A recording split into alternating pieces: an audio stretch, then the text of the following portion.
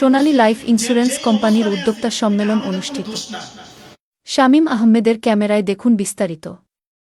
কুমিল্লা জেলার মুরাদনগর উপজেলায় সোনালী life insurance কোম্পানির উদ্যোক্তা সম্মেলন অনুষ্ঠিত হয়েছে। শনিবার বিকেলে উপজেলার কোম্পানিগঞ্জে 3 স্টার রেস্টুরেন্ট অ্যান্ড পার্টি সেন্টারে উক্ত উদ্যোক্তা সম্মেলন অনুষ্ঠিত হয়।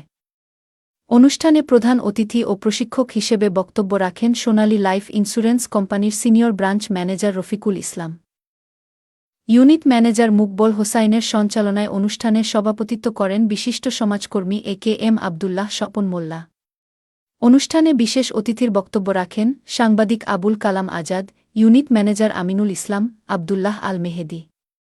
অনুষ্ঠানে মুরাদনগর উপজেলার সকল ফিন্যান্সিয়াল অ্যাসোসিয়েট বৃন্দ উপস্থিত ছিলেন।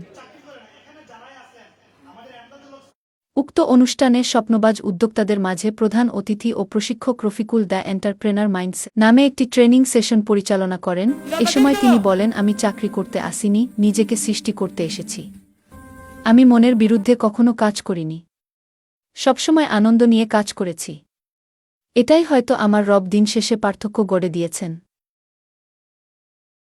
জীবনে কাজের মাঝে আনন্দ খুঁজে পাওয়াটা খুব গুরুত্বপূর্ণ।